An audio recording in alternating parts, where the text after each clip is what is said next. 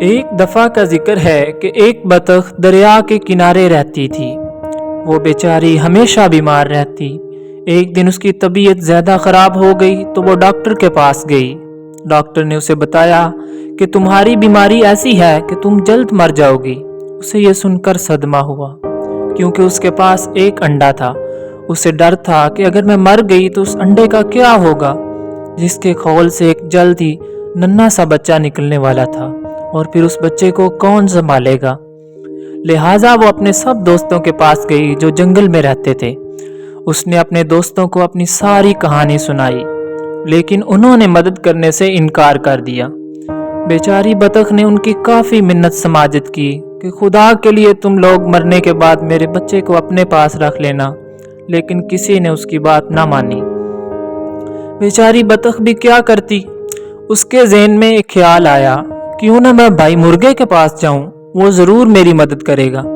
لہٰذا وہ مرغے کے پاس گئی اور اسے سارا قصہ سنایا۔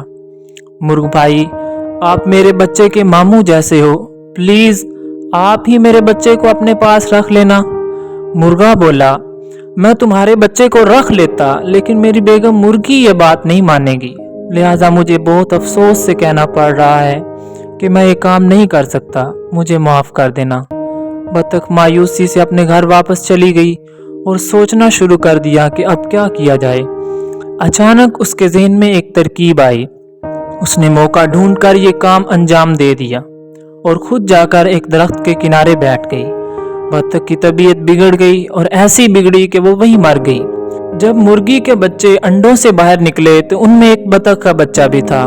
مرغا سب جان گیا تھا کہ بطخ اپنا انڈا آنکھ بچا کر مرغی کے انڈوں کے ساتھ رکھ گئی ہے، لیکن اس نے مرغی کو بتانا مناسب نہ سمجھا۔ مرغی نے کافی شور شرابہ کیا اور بولی، میرے بچوں کے ساتھ بطخ کا بچہ نہیں رہے گا۔ مرغے نے اسے کافی سمجھایا، لیکن مرغی نے اس کا کہنا نہیں مانا اور اپنے بچوں کو بھی منع کر دیا کہ بطخ کے بچے سے کسی کو بات نہیں کرنی ہے۔ سب نے مرغی کی بات مان لی، لیکن دو چوزوں نے اپنی ماں کی بات نہ مانی، اور وہ جو خود کھاتے وہی اپنے ساتھ اس بطخ کے بچے کو بھی کھلاتے۔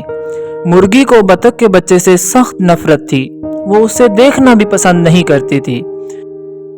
ایک دن مرغی کے ذہن میں خیال آیا کہ ہم سب مل کر دریا کے کنارے سیر کو جائیں گے، سب واپس آ جائیں گے اور بطخ کے بچے کو وہیں چھوڑ آئیں گے، اس طرح اس سے جان چھوٹ جائے گی۔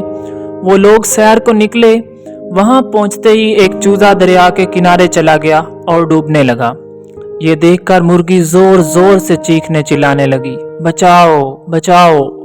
بطخ کے بچے کو تیرنا آتا تھا۔ اس نے فوراً دریا میں تیرنا شروع کر دیا اور اس چوزے کو نکال کر باہر لے آیا۔ مرغی نے جب یہ دیکھا تو اسے اپنے کیے پر کافی شرمندگی ہوئی۔ اس نے بطخ کے بچے سے معافی مانگ لی اور اسے اپنا بیٹا بنا لیا۔ اسی طرح وہ سب ہنسی خوشی رہنے لگی۔ دیکھا بچوں، کیسے بطخ کے بچے نے مرغی کے بچے کو بچایا اور